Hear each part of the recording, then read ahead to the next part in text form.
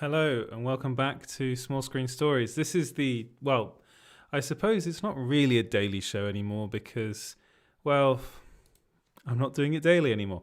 So this is the show where I go over all the news in the world of entertainment and pop culture. So that's movies, TV shows, the occasional comic book, and sometimes, very occasionally, video games. I am Edward Lauder. I'm the editor of Small Screen, and I just wanted to get into what is, for us here at Small Screen, the biggest news of the day, and I wanted to kick it off with Zack Snyder. So there have been a lot of reports recently that Zack Snyder is going to be leaving the DCEU after Justice League. And I wanted to delve into that a bit more, look at the quote, specifically the quote he gave, and then I suppose it was an opinion piece I wrote on the site, but really talk about what I actually think he's talking about in that quote. So the quote comes from an interview with Comic Book Debate, which is another YouTube channel. Please go and check them out. They're really good. And I'll get it up on screen here. So he says, look, sorry, I will get that. Look, I've never thought I'd be here doing this. I didn't think I'd be finishing Justice League. The truth is, and it's been widely reported, I have no issue that this is an old movie. This is a 3-year-old movie I've been working on. The DC universe has gone and branched off and done its own thing, and that's fine. As far as what I did and as far as what my vision was for what I wanted to do with these characters and the journey I wanted them to go on, it's well known that I planned more movies, 5 movies or something, but I'm busy. I've got a lot going on. Is it cool that the fans have so much faith in the trajectory? Yes, it's amazing. And I couldn't be happier and excited for them to see Justice League so they can really drink in the entire elixir of Justice League. But would I continue? I have no plan to, but like I said, I didn't think I'd be here, so who knows? So people have kind of taken that and been like, he's leaving the DCU after Justice League. And if you really look at what he's saying, I mean, he's kind of...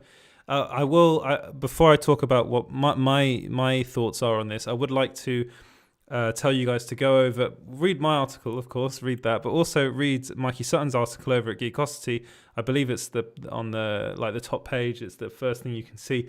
It's a really, really good article.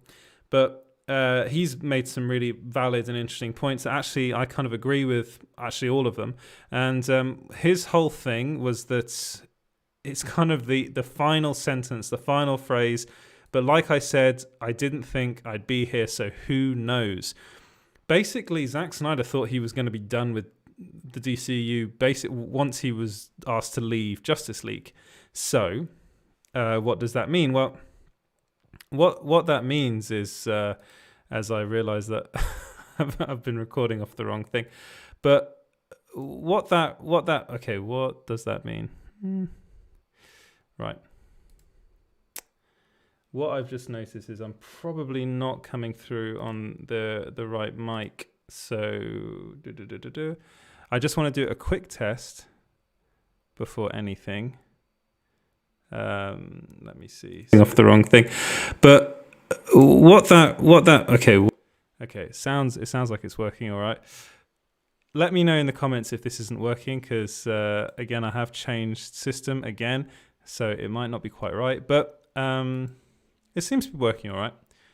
Anyway, moving on.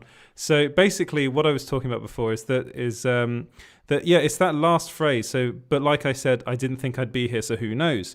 And what's really interesting about that phrase is the fact that he did not think he was ever going to get this movie made. He didn't think it was ever going to come out, and then he ended up making it kind of through a lot of fans were pushing for this to be made, which is great. They really wanted this to see the light of day, and then Toby Emmerich kind of went along with it and said, well, why not we just make it, get it made, put 70 million in, which is a lot of money really to be spending on this, and then put it out onto HBO Max. That's great. That's all fine and wonderful. But the thing is, it's like, so as I try and get my mic to work properly, so what does this actually, what does his quote actually mean? Well, his quote means that as far as he's concerned at the moment, and I mean that at the moment, this is my last thing I'm involved with in the DCEU. He's saying that, it's moved on. We've had lots of movies since he was working on Justice League come out. But the fact of the matter is, actually, the tone of the DCEU hasn't really changed all that much. His movies are a lot darker than some of the other ones. Like Aquaman is a lot brighter. Shazam is as well. Wonder Woman 1984. Probably best not to talk about that film. But the tone has changed. But what I'm saying is that these films... He still has a place in the DC Comics universe. He still has a massive, massive fan base. And now that he's making this film, a lot relies on whether this film does well or not.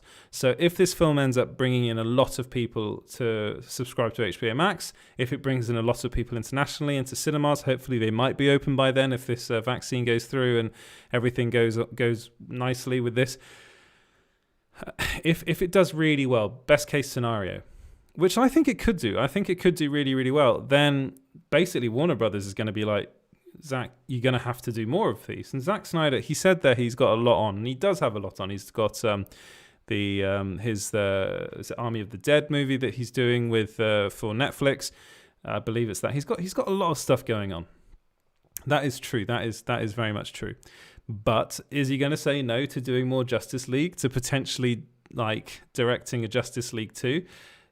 No, well, he's not going to say no to that. He's of course he's going to say yes to that. And there are already ideas in development. There are scripts being written, and so again, a lot hinges on whether or not Justice League performs well.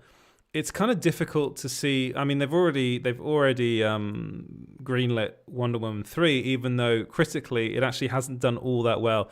There was a lot of people that really liked that film when it first came out, a lot of quite well-known critics, and then the movie got a wider release and more people saw it, and actually then, it's no longer rated, I think certified fresh on Rotten Tomatoes. I don't want to take what Rotten Tomatoes... I don't want to take that site. That's not the holy grail. That's not the be all and end all of movies. But it kind of is becoming that over the last couple of years. But what I'm saying is that no, Zack Snyder's not leaving the DCU. That was very much something that that a lot of sites kind of took and went with. And as I said in the article, Zack Snyder says he's done with the DCU after Justice League. It's a good headline. It's a headline. It's an article that writes itself. He does kind of say that in the quote, but if you really, really read in between the lines, which you've got to do with these sorts of things, Zack Snyder talks so much. He talks to so many YouTubers. He talks to so many people, because he's got a lot of fans out there, so he's bound to, and he likes talking with them, he likes interacting with them, which is great, which is one of the reasons why we love Zack Snyder so much. But it is true that, he does, I suppose, as far as he's concerned now, he's done. He wants to be in his head probably done with the film so he can move on to do other things. But then again, if the movie does really well, which I think it will, then of course he's not gonna say no to doing more Justice League movies. He's he had plans to make 5 films, and I think he's still got 2 of those left. So there's also been rumors that he might be doing a Joker movie with Jared Leto. Apparently they got on really well, and he's someone that loves to work with these people, and these people seem to love to work with him. Actors really, really enjoy working with Zack Snyder, and they'll be lining up to work with him. One of the reasons why Ben Affleck is back is because Zack Snyder's back, because they brought him back. So, there are a lot of rumors saying that Zack Snyder's done with the DCU. What I'd say is take those rumors with a pinch of salt. Zack Snyder didn't specifically say that he's just leaving and there's never a possibility of him doing another DCEU movie. He actually said, who knows? He again, as I said before, as far as he was concerned, when he was basically asked to leave Justice League and replaced by Joss Whedon, that was him done. That was his time in the DCU done. Things happen in strange ways, and I personally am very excited to see more of his work in the DCU. I think he works really well in it. I think if you can have his movies and then have smaller, maybe budget films alongside what he's doing, then why not? Why not do that? But let me know what you guys think about all that in the comments below. Right, moving on to Cyborg. So this, I suppose, this is the Ray Fisher part of the show. So what's been happening with Ray Fisher? What's been happening with Cyborg? Well, there have been rumors. Those rumors have been spread by Grace Randolph that they're auditioning actors for the role of Cyborg in Flashpoint, and Andy Muschietti is heading up the search. That's what she had to say. I'll bring that up right here for you guys. There's her tweet in all its glory. Well, what happened after that? Well, sorry, I'll bring that back up. Mark Hughes then went on Twitter to say the rumors of Cyborg recasting are a lie. Cyborg is not in the Flash, and the role is not being recast. I've confirmed this with the studio. The rumor is false, in all caps. So who is Mark Hughes? Well, Mark Hughes is, he was a football manager and a football player, but that's not that Mark Hughes. He's actually someone that he's a film writer, he's a screenwriter. He's written for the Huffington Post, who writes for the Huffington Post and Slate. So he's pretty knowledgeable, and he's pretty well connected in the industry. So to be honest, I'd believe him over Grace Randolph, even though she does get things right, actually quite a lot. This whole thing just sounds to me a bit weird. It sounds to me very odd that they'd be trying to remove Ray Fisher as Cyborg, given the amount of given how vocal he's been over the last couple of months and years, really, ever since working on that with Joss Whedon on Justice League. And I will talk more about Ray Fisher in a bit, but no, as far as the recasting rumors around Cyborg, Mark Hughes is saying they're false. I'm inclined to believe him. I don't think they would ever recast Cyborg, but what they would do is they'd just not have the character. There'd be, if they really don't want to work with Ray Fisher again, then just don't have the character. It's not, I actually really like what Ray Fisher did with the role. I thought he was really hard done by in Justice League. He should have been in, that film more. He was originally going to be in it more. We're going to see more of him in Justice League. And actually, that's the main sticking point about this. We're going to be seeing a lot more from Ray Fisher's Cyborg in Zack Snyder's Justice League, which, if you're going to believe all the DC Comics, DCEU directors, they're considering that to be canon, not Joss Whedon's movie. Therefore, which I believe he will do, if he delivers an incredible performance in that film and people really gravitate towards his character, then recasting for this Flash movie would just be a completely dumb thing to do. Like, really, really dumb. So, no, Cyborg's not being recast. It's not happening, guys. Kudos to Grace Randolph for trying that one, but that's not happening, and I really do believe Mark Hughes. This, I suppose, actually, let me know what you guys think about that in the comments below. Right, I got that out of the way. Now, moving on to something which is connected, and it's, of course, Ray Fisher.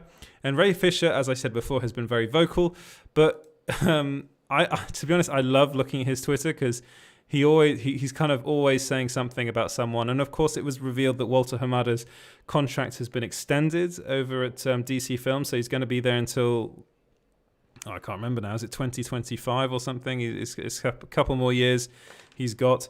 And of course, Walter Hamada, I've spoken about him on the show before. He's someone that he's an interesting guy. He came from being the producer on the James Wan films, The Conjuring, those sorts of films. He's now the overseer at DC Films. He's someone that was kind of brought in as a stopgap, really. He was not really meant to be there for that long, but he seems to be quite good in the role. People seem to like him over at Warner Brothers, and now he's been had this contract extension. This comes after a rather, I wouldn't say controversial, but headline-grabbing interview he did with the New York Times, where he revealed that there were going to be 4 movies a year in the DC Comics movies a year. 2 of them will be coming to streaming services. He also went on about there being 2 Batman. Then there's that whole Michael Keaton thing, and that was actually not true. Michael Keaton is not replacing Ben Affleck as Batman in the DCEU.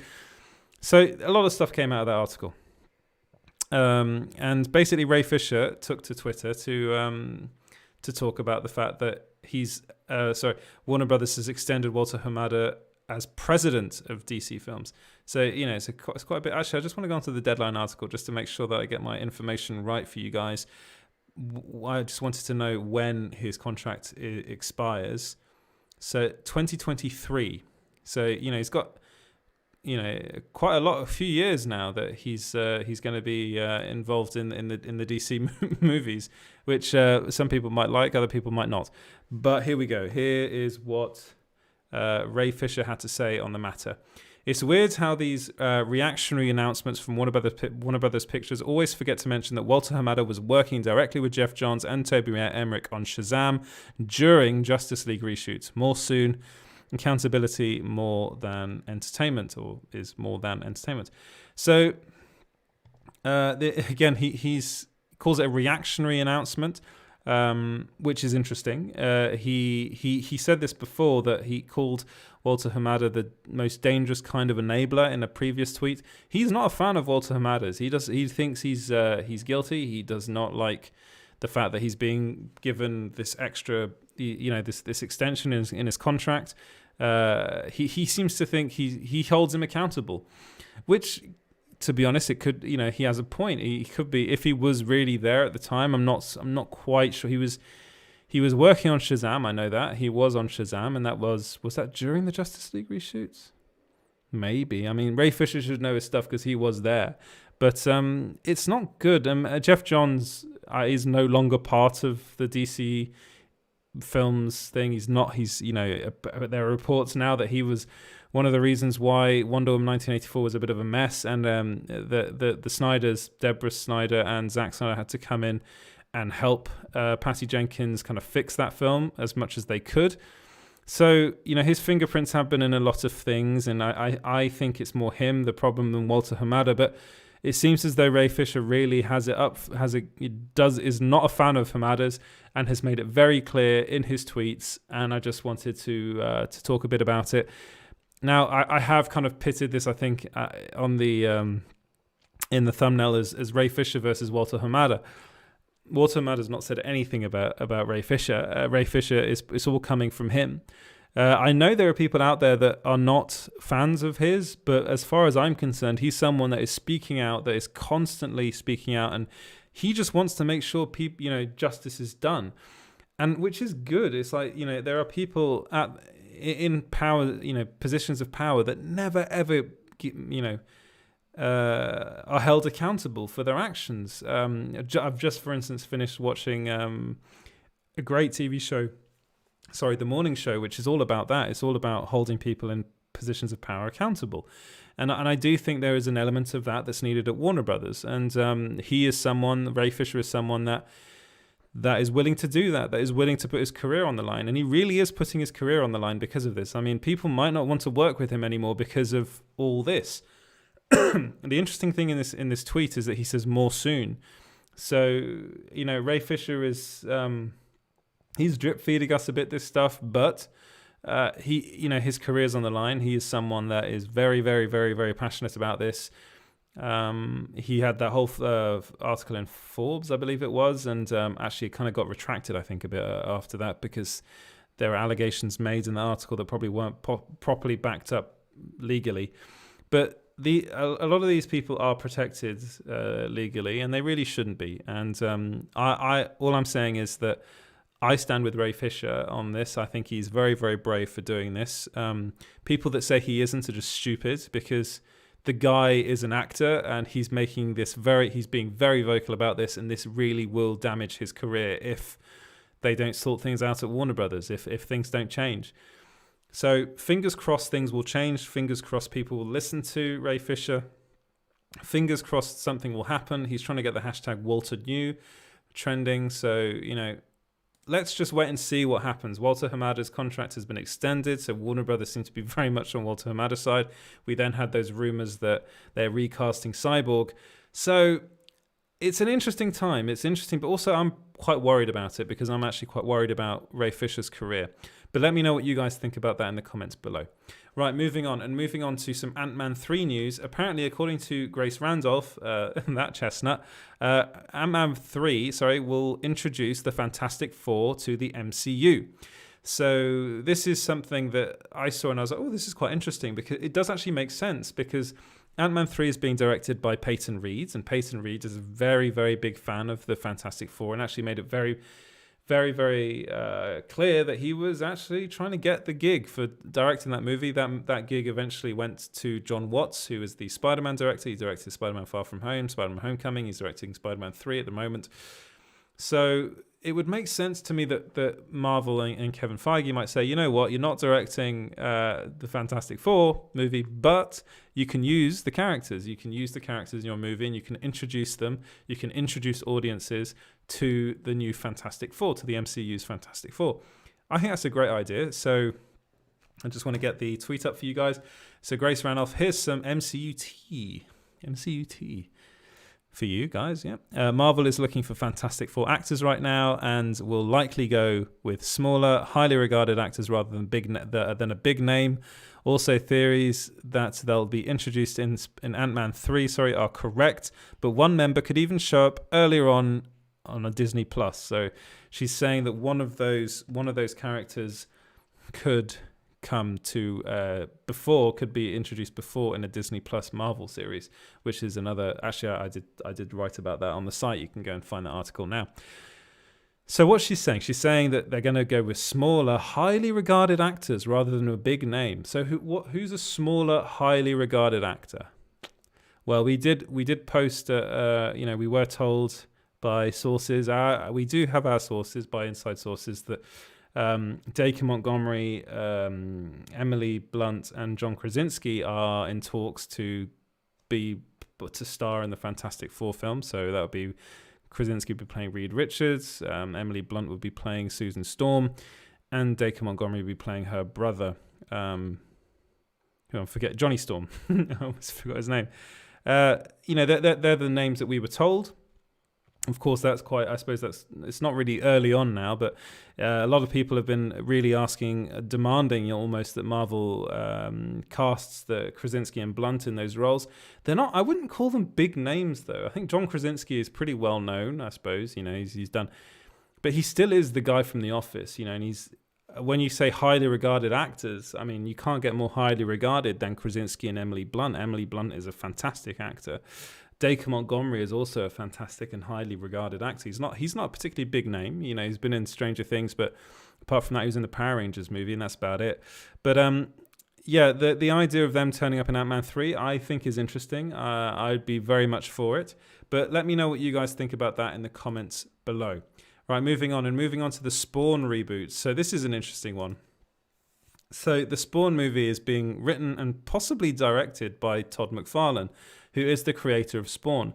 So he's a comic book writer, and Mr. H Reviews over on YouTube has reported, he's an English YouTuber like myself, he's reportedly got the script for the Spawn reboot and has said it's total garbage. His actual quote is, "This film is never getting made, and if it does get made from this script, it's garbage, total garbage, absolute crap." So he's actually someone that's been he's been covering the Spawn movie a lot. He's a big Spawn fan, and he reportedly has a copy of the script, and he did an episode, video where he read some of the script out, and it does sound awful. If that really is the script, then I'd be very worried. He calls it very 90s. So it seems to me as though this film is in a lot of trouble. We haven't really heard much about it. Originally, I think it was going to be Jeremy Renner was going to play Twitch, a cop, and Jamie Foxx was going to play Spawn. And if Mr. H Reviews' script is correct, we're not actually going to see much of Spawn. It's going to be mainly focused on the cop, which is a bit, I think, a bit worrying. It's probably a way of cutting the budget, but that's not what you want from a Spawn movie. I'm a bit worried about the Spawn movie, I'm going to be honest, but let me know what you guys think about that in the comments below. Right, moving on to Amber Heard. Right, what's Amber Heard got to say? Well, she's in The Stand at the moment, which is it's the Stephen King TV show. I'm a massive, massive fan of The Stand, the book. I haven't actually watched the TV show yet, but she was doing a group Zoom call, and I got this from The Hindu, which is a paper over in India, and she joked that she's very good at playing the villainous woman character. Her exact quote, which I'll get up for you guys here, is both Nadia. So she plays Nadia Cross, I believe is the name. I did read the book, but I can never remember the names. Yeah, Nadine Cross. So is it Nadine or Nadia? Nadine? No. Well, anyway, both Nadina and Mira are totally different. what I seem to be really good at is getting an audience to believe in the villainous woman character. And then she laughed. Actually, in Aquaman, it was a bit of a departure for me to play someone who's not using her womanly ways to bring evil to the world. But Nadine, on the other hand, is a character coming with a lot of psychological baggage. There's a lot of preparation for, frankly, how people behave when they've been groomed. Owning her journey was understanding people who come out of cults or those who have committed horrendous crimes. So, sorry, you didn't get that whole quote there. There you go. There's the whole quote. So, is Amber Heard good at playing villainous characters? Well, you know what? I actually think she is. I think she's very good at it. And she might have found herself a niche there. I did post this article and people got a bit annoyed. A lot of people are very much against Amber Heard at the moment. But as far as I'm aware, there's nothing's been officially announced, and there's no, that whole thing is, that whole chestnut, as I say, is still going on. Will we get some sort of answer, hopefully, at some point? But I know there are lots of people that are very pro Johnny Depp, and that's great. You can support Johnny Depp, but this whole thing is going on, and I don't really want to spend too much time on the whole Amber Heard versus Johnny Depp thing. But as far as her playing a villainous character, I think she's good at it, and I know people aren't watching that show, but you know what? I love the book so much, and I'm such a big Stephen King fan that I'm just going to watch it. I'm just going to watch the show. But let me know what you guys think in the comments below. That's my opinion. Everyone's entitled to their opinion.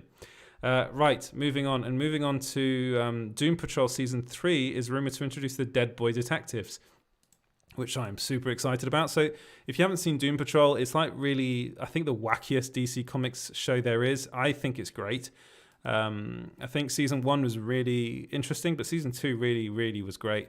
And now Season 3 is coming out, and Daniel Rickman, who is a serial scoopster, has revealed, apparently, that the Dead Boy Detectives are coming. So if you're asking who are the Dead Boy Detectives, well, I am glad you asked. They are two ghosts. So one of them, they're children. One of them is called Payne. He was murdered at a boarding school in 1916. And then there's Roland, who was tormented by demonic spirits at the same school in the 1990s. And when he died, decided to stay on Earth with Payne. And the two of them would go on adventures together. So these characters were debuted in The Sandman, which is written by Neil Gaiman. And I'm a huge fan of The Sandman. I think it's a great... I've got them all behind me here, if you can see that. And I love the idea of them being brought into Doom Patrol Season 3. Because it's just a good place to have wacky, weird characters. So it's something that I'm excited about. I think a lot of people might not know who they are, but, Doom Patrol is great. If you haven't watched Doom Patrol, do go and watch it. What do you guys think about that? If you're a fan of Neil Gaiman's work, you'll probably know of the Dead Boy Detective. So let me know your thoughts in the comments below. Right, Jodie Our Doctor is trending on Twitter after rumours that Jodie Whittaker's leaving Doctor Who.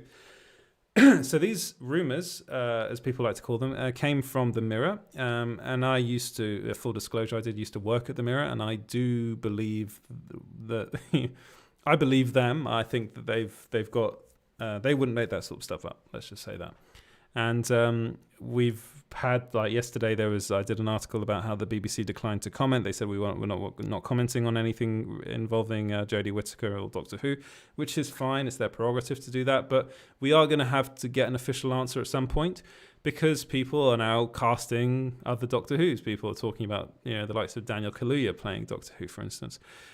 Jodie Our Doctor trending on Twitter really, really makes me happy, because I'm a big fan of Jodie Whittaker. I think she's a fantastic actor.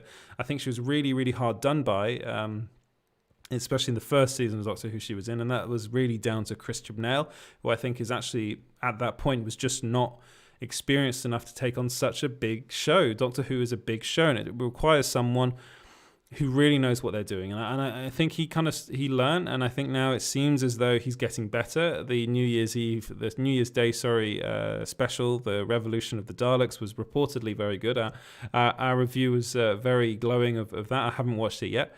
But no, I'm just happy to see that people are supporting Jodie Whittaker, because there was a lot of hate against her when she was first cast, and it was just completely bonkers, and people need to grow up. And I'm going to be sad to see her leave. Let's just say that. Right, final bit of, well, I suppose, news, but we do these box office updates, these box office roundups. It's Daniel Peter that does them for us, and he came up with the UK's top 10 grossing films of 2020, and this is from ComScore. So believe it or not, there were some movies that made a bit of money this year. This is UK centric though. It might give you an idea though of like the top 10 grossing movies of the year worldwide, but this is specifically in the UK. So in a number one with 43.9 million was 1917. That was the Sam Mendes movie. Sonic the Hedgehog in at number two with 19.3 million. So quite a big drop. Tenet in number three. So Tenet's only made it to number three with £17.5 million in box office revenue. Bad Boys for Life in at number four with 16.2. Doolittle 5 at 15.9. Little Women in 6 with 15.3. The Gentleman in 7 with 12.2. Parasite in 8th position with 12.1 million. Star Wars: The Rise of Skywalker in 9th position with 11.4 million, and Jumanji: The Next Level with 11 million pounds in the bank. So that's all UK box office numbers. Tenet being at number 3 is quite surprising. You'd expect that to be in at number 1. 1917 did really well because it had a proper cinema release, as did Sonic the Hedgehog, and Bad Boys for Life did as well, as did Doolittle, I think, and Little Women, and The Gentleman, and Parasite, and Star Wars, and Jumanji. So basically, Tenet is in there. It's the only film that came out during the pandemic. So all these films are kind of end of 2019, beginning of 2020 movies, which is to be expected because no movies have come out.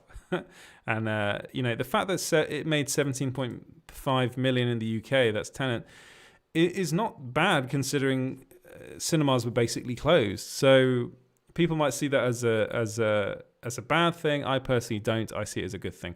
But on that bombshell, I'm going to leave you. Thank you so much for watching, guys. So I'm going to round up so you can like and subscribe. If you're watching on YouTube, that's great. That would be great if you could do that. You can listen to this as a podcast. I'm going to try and edit this. I had some issues with my recording software. If you want to listen to the podcast, you can. It's at Small Screen Stories, wherever you get your podcasts. If you listen on Apple Podcasts, then please give us a 5-star rating. That'd be wonderful. You can follow us everywhere on Twitter, Facebook, and Instagram at Small Screen Co. You can also follow me at EJ Lauder on Twitter. If you also want to write for us, you can. You can email me at small-screen.co.uk. Sorry about that. And just come up with pitches. We do pay our writers, and I love to hear from you. I've had some brilliant writers write for us. I've got a couple of new ones recently, which is really great. I'm going to name drop James Simon because he's been really helping me out. So thank you to everyone that's been helping me, that's been reading the site, that's been kind. That's always nice. 2021's got to be a kind year, I think. And I'll see you back here tomorrow. Thank you very much for watching, guys, and I'll see you in the next one. Cheers and goodbye.